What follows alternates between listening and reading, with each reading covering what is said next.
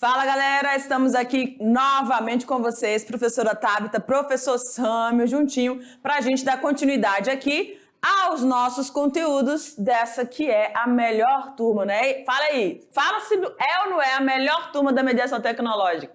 Com certeza, alunos da mediação. Galera, vamos lá então para nossa aula 14.1. Joga no quadro e olha lá o que a gente tem para hoje. Nós vamos falar sobre os componentes orgânicos da célula. Quando nós falamos de componentes orgânicos, nós estamos falando justamente daquelas substâncias que vão ter a presença do carbono, do hidrogênio e também do oxigênio, tá bom? Então, nós vamos apresentar a vocês esses principais componentes orgânicos que nós temos, então, dentro das nossas células, que é a unidade morfofuncional responsável pela manutenção de todo o ser vivo. Lembra por quê? Porque é a partir das nossas unidades celulares que são realizadas as vias metabólicas, onde há a produção de energia. Mas para que essa energia seja produzida, a gente tem que dar os elementos, tá? E a gente vai ficar ligadinho na aula e você vai entender o que a prof está falando. Vamos lá? A nossa habilidade, então, dessa aula são duas. Nós vamos identificar essas substâncias orgânicas e inorgânicas que compõem a matéria viva e saber diferenciá-las, né? E reconhecer a célula como unidade morfológica do ser vivo, entendendo sobre a sua estrutura, o seu funcionamento e o papel biológico. O que é isso, professora? Papel biológico. Nós vamos ver durante a aula e você vai anotar. Essa aula precisa ser anotada aqueles pontos assim importantes, tá bom? Toda vez que tiver um ponto mais importante, eu digo, anota aí. Tu vai ficar ligado? Então tá bom. Vamos lá? Olha lá. Então, os carboidratos são essas substâncias orgânicas que nós vamos começar aqui, então, a falar. Nós falamos já sobre as substâncias inorgânicas. O professor Silvinho estava aí com vocês falando sobre elas. E agora chega essas que são as orgânicas, que têm o carbono e o hidrogênio. Então, aqui nessa imagem, a gente consegue visualizar vários alimentos ricos em carboidratos, tá? As bebidas, os lanches como um todo tem uma grande porcentagem, né? Contribuem muito, né, para os valores calóricos aí. Mas, gente, eu acho assim, ó, que para prof, a vida, ela tem que ser vivida com intensidade, com prazer. Você concorda comigo? Não é, professor Sâmio? Tem que ser vivida, óbvio, pensando no futuro. Você não vai pensar de, eu vou ver tudo que eu tenho que viver hoje porque eu posso morrer. Também não é assim, não estou dizendo isso. Estou dizendo que tem que ter um equilíbrio, né, naquilo que você consome, sim. Mas se privar desses carboidratos é difícil, né? A não ser que você tenha alguma restrição, de fato, por alguma, né, problema aí de saúde. Aí sim você vai ter que ter as suas restrições, mas toda passada, indicada, com acompanhamento médico, tá bom? Mas se você tá tudo bem, coma, faça suas atividades físicas, mantenha essa máquina ativa, tudo bem? Vamos continuar? Olha lá. Então, nós estamos falando sobre os carboidratos. Quão importante é associar, tá, a ingestão de alimentos que, na sua grande maioria, são ricos em carboidratos, com as nossas atividades físicas. Mas, gente, a atividade física faz bem para a alma. Oxigênio o cérebro, oxigênio a musculatura, tá? Aqueles processos de dores, inflamações, eles vão se dissipando quando você tem esse cuidado aí. E olha aí o que diz no nosso slide. Em uma simples caminhada ou corrida ao ar livre, tudo de bom, né? Nossos músculos estão realizando trabalho. E esse trabalho é utilizado como fonte de energia liberada a partir da oxidação de moléculas de um carboidrato famosíssimo aqui pra gente. Quem nunca ouviu falar dele, nós já falamos dessa unidade, né? glicose. Vem aqui para mim rapidinho, vamos lá, vamos ver para os nossos alunos se eles estão atentos. Será que você está atento? Qual é o ser vivo? Vamos lá, menino, presta atenção aqui agora, ó. Qual é o ser vivo que produz a glicose? Por meio de que via metabólica ele produz essa glicose? Fotossíntese, né? E qual é o ser vivo? Podem ser as algas, lembram? E podem ser os vegetais, muito bem, certíssimo. Ok, as cianobactérias também, porque elas têm membranas fotossintéticas, né? Tudo bem, tá tudo certo. Então, a glicose, esse carboidrato, é o que mais a gente costuma falar dentro da biologia, porque tá dentro do processos, né, das vias metabólicas, tanto da fotossíntese, quanto também do processo de respiração celular realizado pela célula animal. Mas no andar da carruagem, ou seja, no andar da aula, nós vamos dar toda essa passagem aí de novo, tá bom? Ó, joga lá no quadro. Ou melhor, me tira do quadro. Vamos embora. Então, esses carboidratos, eles funcionam como as principais fontes de energia, tá? E aí você vai entender quando a gente falar de uma outra substância química, eu vou voltar nesse entendimento aqui, mas vamos lá. Os carboidratos, ou também chamados de glicídios, por favor, não vá se esquecer desse nomezinho aqui não, tá? Então, glicídios é a mesma coisa que carboidrato, anota no seu caderninho, certo? Que às vezes vai aparecer só o carboidrato, outras vezes vai aparecer, normalmente em prova, avaliação, vai aparecer glicídios. São os açúcares, os doces, tá? Os carboidratos. São substâncias orgânicas fundamentalmente compostas de carbono, hidrogênio e oxigênio. Ok. Sua classificação quanto ao tamanho, presta atenção. Os carboidratos, eles recebem uma classificação quanto ao tamanho da sua molécula. Como assim, professora? Porque tem moléculas menores, maiores. A gente vai falar sobre uma outra substância química, tá? Molécula orgânica, que é bem mais extensa, tá? Do que os carboidratos. Mas vamos lá. Então, olha só. Nós temos, em relação a essa classificação, esses três nomezinhos. Anote também no seu caderno. Então, nós vamos ter os monossacarídeos, os oligosacarídeos e os polissacarídeos. Anotou? Perfeito. Então, nós temos essas três classificações e isso vai estar relacionado ao tamanho da molécula de carboidrato. Umas vão ser menorzinhas, os monossacarídeos. Outras vão ser intermediárias, que vão pegar aí entre 2 a 10, os oligosacarídeos. E os que vão ter vários, tá? Carboidratos, que são os poli. Mas a gente vai ver cada um deles agora. Olha lá. Os monossacarídeos são carboidratos simples, de forma molecular, CH2O. Onde o N, tá vendo o Nzinho aqui? Esse N é o número de carbono. Número de carbono, que pode ter o mínimo de 3 ou o máximo de 8. Tudo bem? Então, toda vez que você vê uma molécula química CHO, você sabe que é uma molécula orgânica. Perfeito. Se for uma molécula pequena e tiver de 3 a 8 carbonos, trata-se então de um carboidrato classificado como monossacarídeo. Tudo bem? São os verdadeiros açúcares solúveis em água e, de modo geral, de sabor adocicado. Presta atenção. Os monossacarídeos, eles normalmente são adocicados. Então, aonde, professora, a gente pode encontrar esses carboidratos? Quer dizer que quando a gente fala assim, carboidrato, lembra de açúcar, quer dizer que não é todo esses carboidratos que são adocicados, não? Pois é, você vai ver que alguns têm funções diferentes, por isso eles não têm esses sabores também devido à composição química, tá bom? Vamos lá, então? Olha lá. Os de menor número de átomos de carbono são as trioses. Lembra que é de 3 a 8, né? Tudo bem. Então, quando eles têm 3, são chamados de triose, tá certo? 3 átomos de carbono.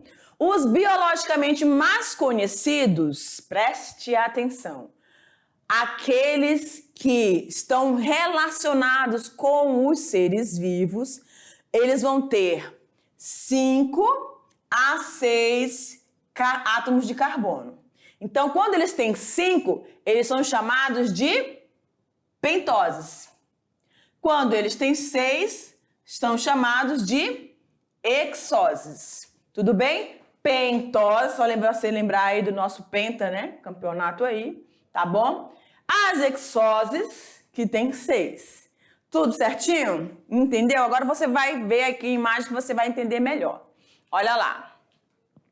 Então, quem são esses monossacarídeos? Já já a gente chega na imagem. Quem são esses monossacarídeos, professora, do tipo pentose? Ou seja, com 5 carbonos. Então, nós vamos ter a ribose, tá?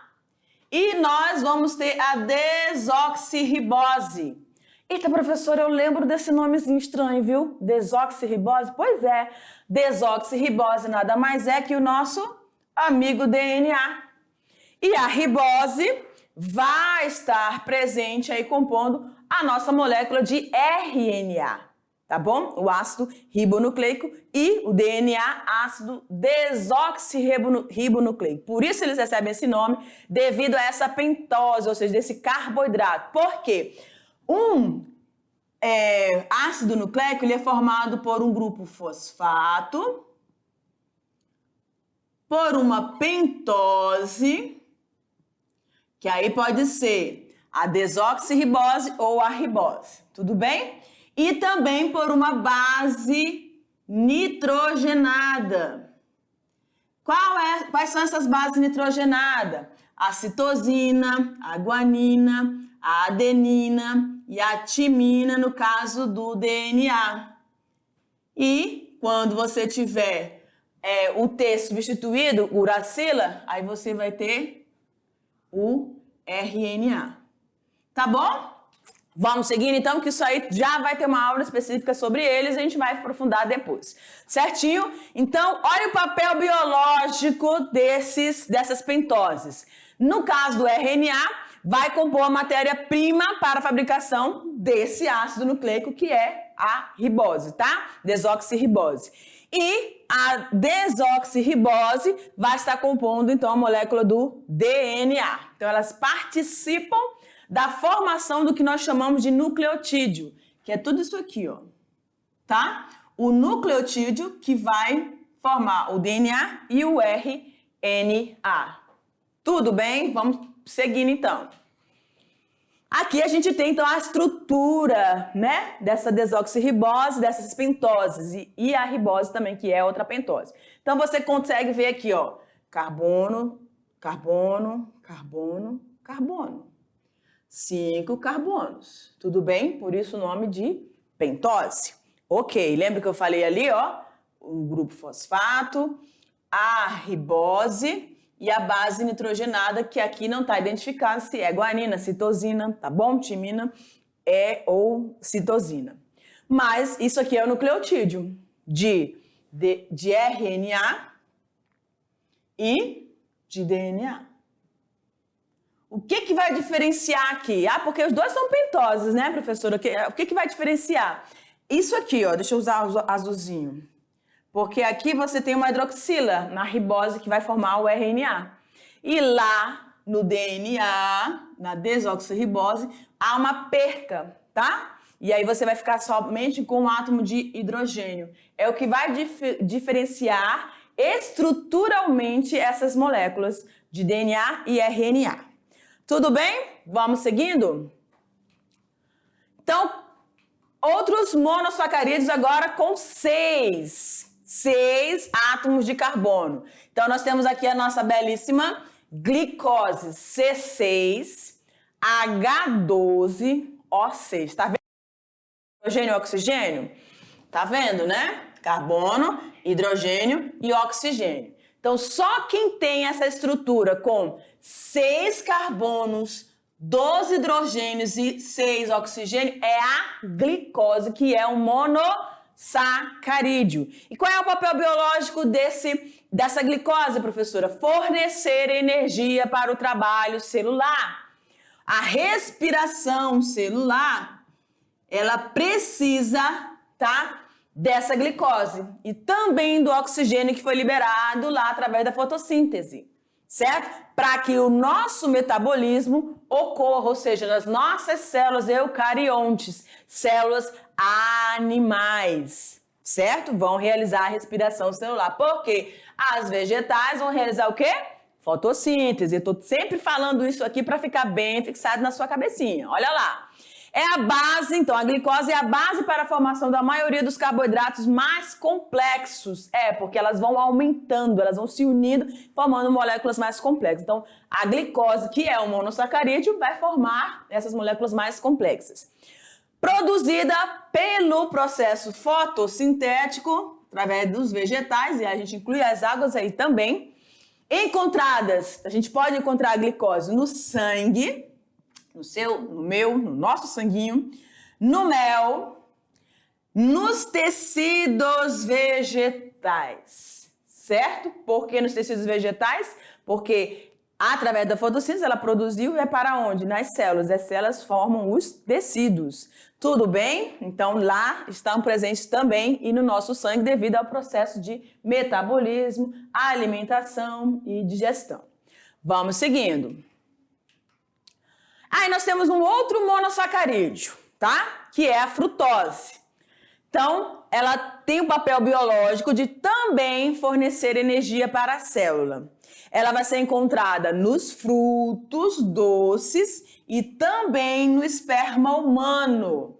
Aí vai ter alguém curioso, né? Presta atenção aqui agora para mim. Deixa eu abrir um parênteses para falar disso aqui. Olha aqui para mim. Vamos lá? Presta atenção, o aparelho reprodutor masculino, ele conta com estruturas internas, além do pênis, que é visível, o saco escrotal. Então, dentro, internamente, o homem vai ter vesícula seminal, ele vai ter a próstata, tá bom? E é a partir essas estruturas, essas glândulas, que vão ser secretadas e formado o esperma. O esperma é aquilo que vai ser ejaculado no momento de excitação sexual, certo? Então, a frutose, ela vai estar presente nesse esperma produzido, certinho? Então, não é só a frutose. Vários elementos, o líquido prostático, o líquido da vesícula seminal e os espermatozoides vão estar presentes aí se a pessoa não passou por uma vasectomia. Porque quem passa por vasectomia continua produzindo esperma, mas sem espermatozoide. Tudo bem que isso aí vai ficar para uma outra aula. Ficou curioso, né? Vai ter que segurar a curiosidade. Vamos seguir que nós estamos falando de carboidratos. Olha lá. Então, a galactose também é um outro monossacarídeo. Professora, o que é um monossacarídeo mesmo? Aquele que tem moléculas pequenas, entre 3 a 8 carbonos. Qual é o papel biológico dela? Também fornecer energia. Então, você pode perceber que os monossacarídeos têm essa função, por isso tem vários. A glicose, a frutose, a galactose são exemplos, né? E tem esse sabor adocicado, é uma característica dos monossacarídeos. E essa função de produzir energia também é uma característica deles. Vai ser encontrado no leite, tá? Há quem diga que não gosta de leite, a professora adora leite, apesar de não poder, mas eu amo leite, gente, é difícil ficar sem leite. Como componente do disacarídeo lactose. O que é isso, professora? A gente tá falando de monossacarídeo? Pois é, te acalma que a gente vai chegar lá, tá? Nós vamos já chegar lá. Então, olha lá. Agora nós vamos chegar nessa segunda classificação. Nós falamos dos monos, tá? Onde você tem aí a glicose, as pentoses, a frutose, a galactose. Agora a gente chegou nos oligosacarídeos. Oligo significa pouco, né? Menor, reduzido, tá bom? Então são moléculas formadas pela união de 2 a 10 monossacarídeos, certo? É tipo assim, as oligosacarídeos são os intermediários, o mono menor e os oligointermediários. Quando a gente fala aí assim de 2 a 10, até que parece muito grande, parece muita coisa, mas quando a gente fala dos polissacarídeos, meu irmão, pode inventar monossacarídeo ali para unir e formar essas moléculas, tá? São bem extensas mesmo.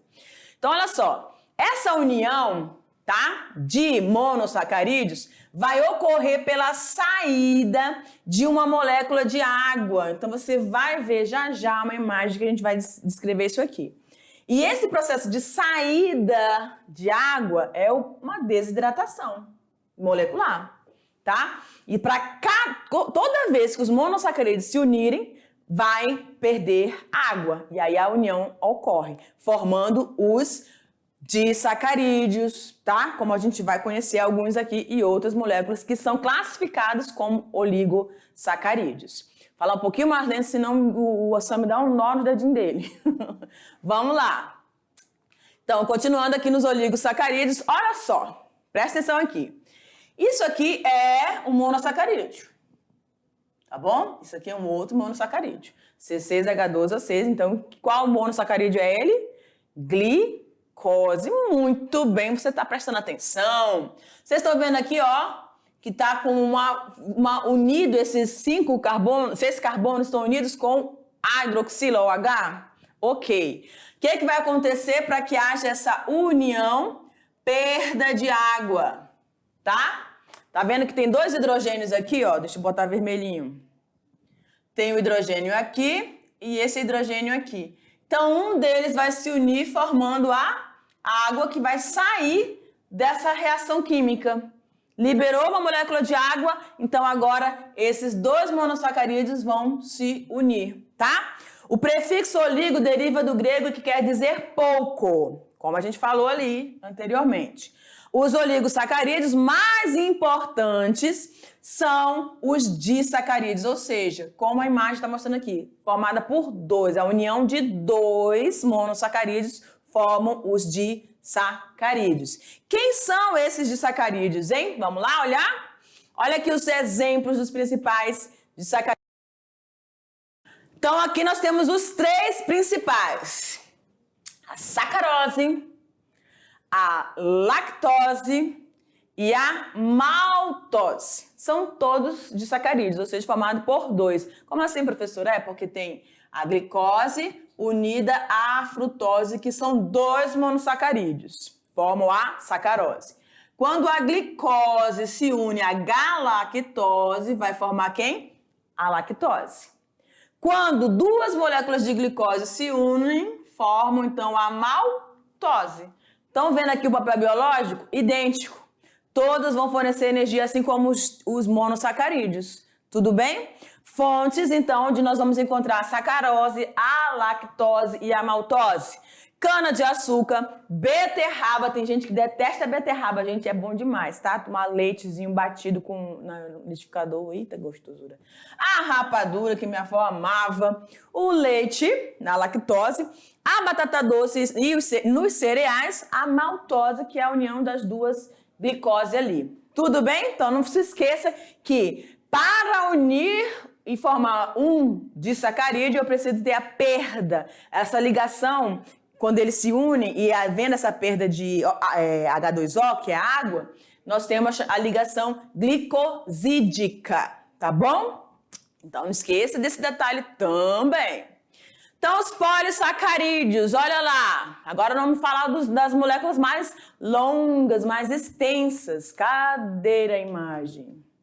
Vamos lá? Como o nome sugere, poli é um termo derivado do grego que quer dizer muitos, vários.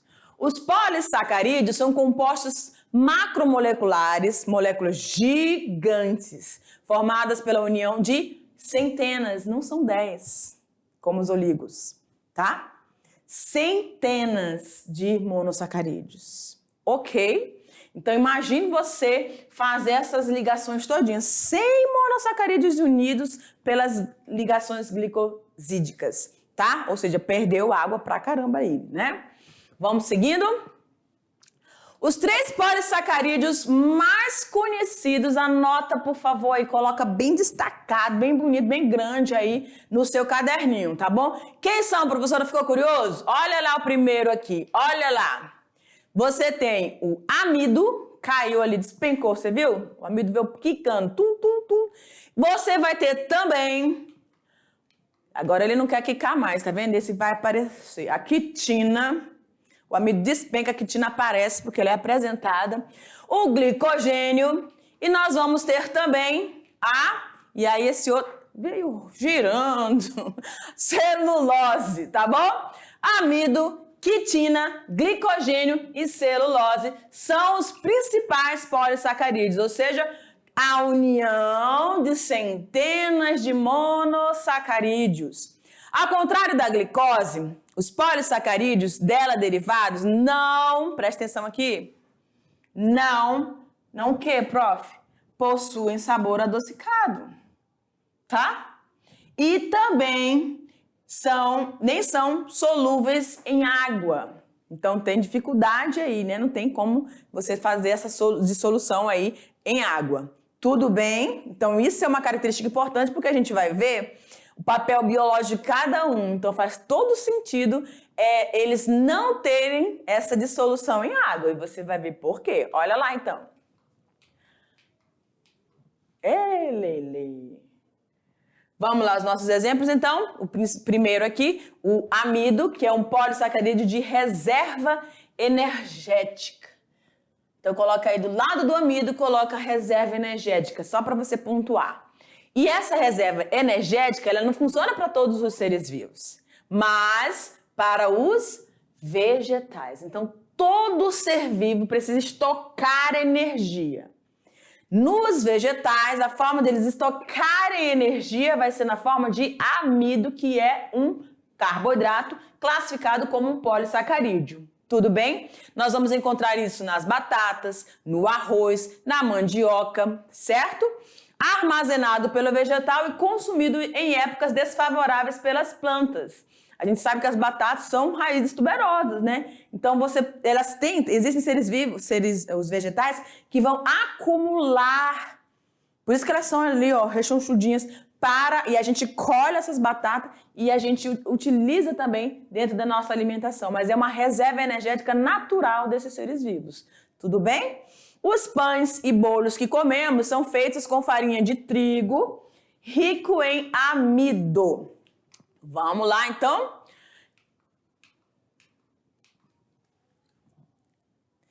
Glicogênio. Só para respirar, né? Só para a prof respirar e você respirar também. O que você está vendo aí nessa imagem, hein?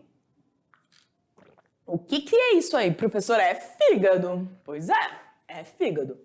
Então, o glicogênio, ele é um polissacarídeo também de reserva, mas olha que legal, já mudou o ser vivo, ele vai estar presente nos animais. Ou seja, eu e você estocamos glicogênio, que é um polissacarídeo, no nosso órgão, que é o fígado. Tudo bem? Essa glândula, né? No nosso organismo, a síntese de glicogênio ocorre no fígado a partir de moléculas de glicose. Logo, fígado de boi, fígado de galinha, são alimentos ricos em glicogênio. Há quem não goste, né? Come bem o fígado de boi, mas não gosta de fígado de galinha, tá? Mas aí é gosto, né?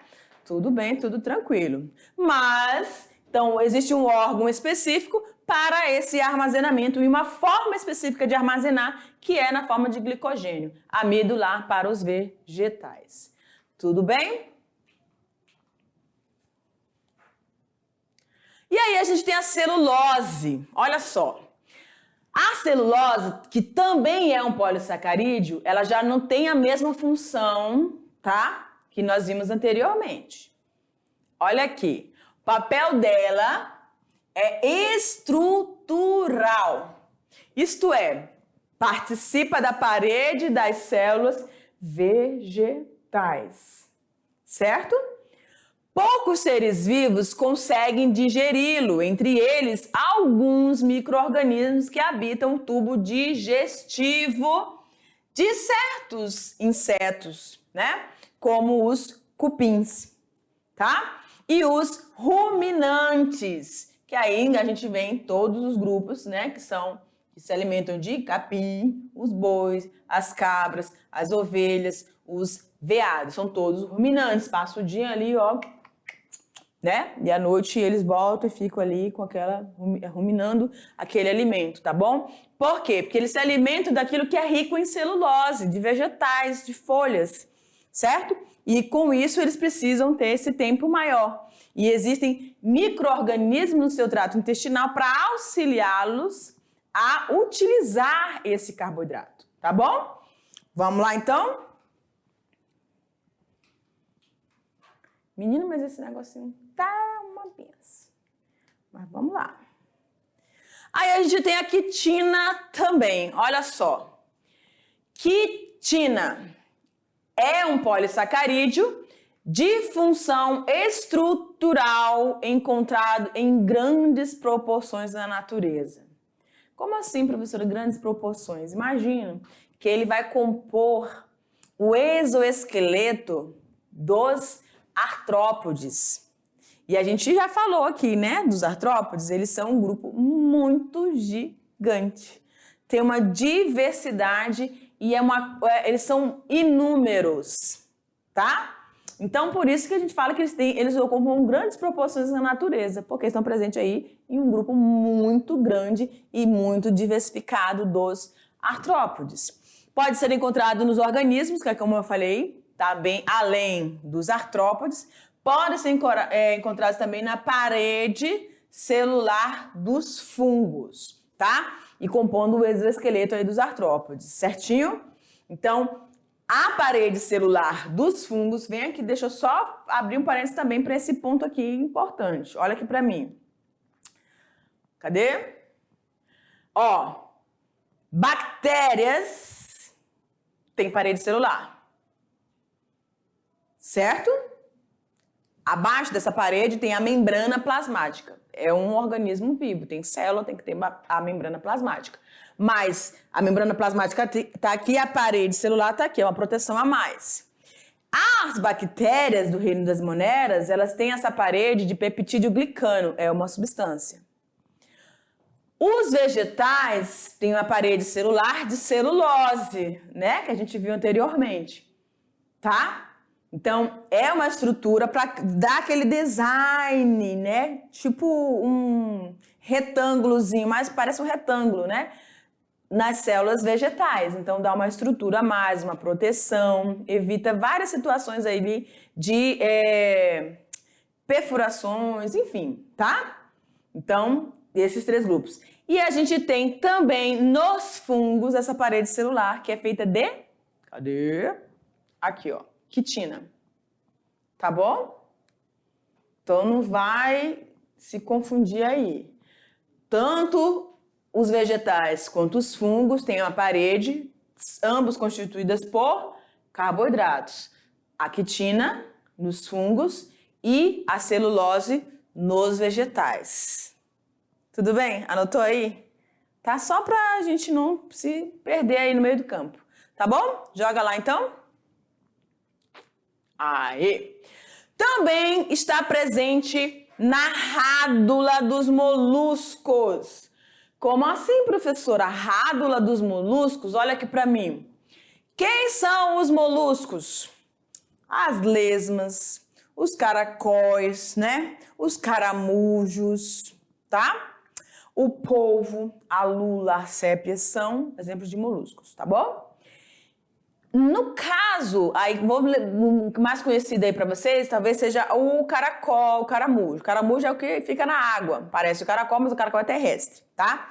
Então, lembra aquelas máquinas quando você vai fazer, eles estão fazendo o asfaltamento, que eles colocam uma máquina que vem, né, por cima da terra, que ela vai fazendo buraquinhos intercalados? Não sei se vocês já prestaram, não sei o nome dessa máquina. Mas ela vai modelando ali, né, amassando, né, para poder receber o asfalto. E a rádula desses moluscos, ela parece com aquilo ali. Ela é uma língua raspadora, parece um senhor, ele vai passando, deslizando, né? Tem um muco que ajuda no seu deslizamento das superfícies. e ele vai com essa língua raspadora, que é a rádula.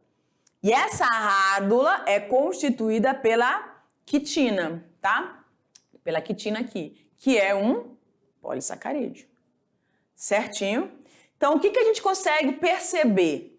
Que carboidratos, eles estão diretamente ligados e associados a nós, ao nosso dia a dia.